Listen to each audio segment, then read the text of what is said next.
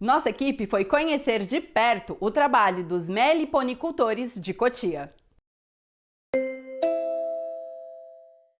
Quem diria que o primeiro fórum de abelhas nativas sem ferrão despertasse tanto interesse na nossa equipe? Não só despertou, como fez com que fôssemos atrás dos meliponicultores Juliana e Jonas, referência na criação dessas espécies na nossa região. Enquanto Juliana utiliza sua paixão para fazer educação ambiental, Jonas tira da criação de abelhas o sustento da família. Visitamos os meliponários, provamos diferentes tipos de mel, conhecemos abelhas de diversas personalidades, tentamos fazer amizade com elas e descobrimos por que esse bichinho é um ser tão apaixonante e necessário para a humanidade. Eu acho que é uma boa opção. A colônia de mandaçaia é uma abelha grande, bonita, resistente, é fácil de manejar, então você aprende muito com elas. É uma abelha muito bacana para iniciante, porque ela é uma abelha grande, bonita, vistosa, assim, sabe? Às vezes tem uns pelinhos assim nas costas, ela é muito dócil. E é uma abelha que a gente tem na nossa região, então tá tranquilo. Assim, não, a jataí é a mais comum. É a mais comum, mas ela é delicada, ela é sensível. Ela, para você manejar, é muito difícil.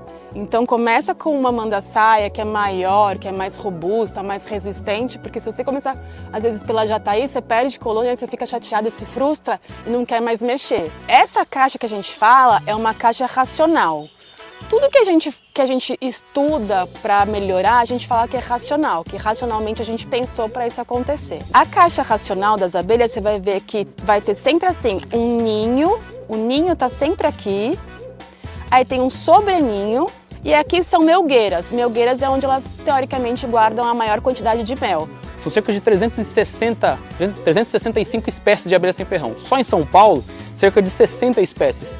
E algumas com um interesse comercial muito alto, outras nem tanto, mas esse fator educacional faz com que você olhe para algumas espécies com olhos diferenciados. E quando eu presenteei meu pai com a primeira mandaçaia que está ali no cantinho, ele falou assim: eu vou ter essa abelha só porque você me deu, mas eu não vou mexer com esse negócio. Tudo isso que vocês conseguem ver hoje é fruto do trabalho dele, que ele se encantou e hoje ele é um dos maiores criadores de mandaçaia da região. A gente passou por uma perda, uns anos atrás a gente perdeu minha irmã, e quem curou a depressão que minha mãe e meu pai estavam tendo foi isso aqui. É mais do que só uma fonte de renda, isso é uma terapia.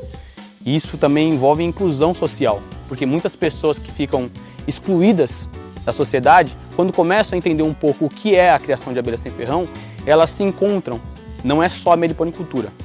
A gente tem que estar integrado com as pessoas que mexem com plantas, integrado com as pessoas que mexem com a própria apicultura, que às vezes as pessoas veem como inimigo e não pode ser. A gente tem que ser unidos, que nem as abelhas. Eu pego as minhas colônias, vou nas escolas, mostro, volto elas para cá, mas eu levo. Eu levo e dou muito. Eu faço muita doação na escola. Toda escola que eu dou uma palestra, eu faço uma doação de uma colônia. Às vezes de jataí, às vezes de mandaçaia, quando eu consigo de mandaçaia. Então eu gosto muito dessa parte, porque aquelas crianças, elas se tornam protetores daquela colônia. A grande vantagem de você trabalhar com abelha sem ferrão, que se torna tudo mais barato, em questão de IPI. As roupas, você pode trabalhar de bermuda, de chinelo, camisa, não precisa todo aquele IPI. Você pode trabalhar também, sei lá, com um formãozinho para poder abrir as caixas, mas você não precisa de muita coisa para se preocupar com as ferroadas.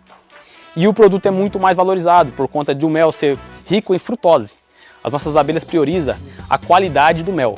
Eles vão quebrar algumas enzimas, vão tirar o máximo de sacarose, de glicose e deixar mais frutose. Há 18 espécies ao todo no meliponário. Cada espécie, dependendo da florada, vai ter um tipo de mel diferente. Abelhas menores vão produzir menos mel, abelhas maiores produzem uma maior quantidade de mel. Tem abelhas grandes que produzem uma grande quantidade de mel. Cada abelha tem o seu gosto de mel.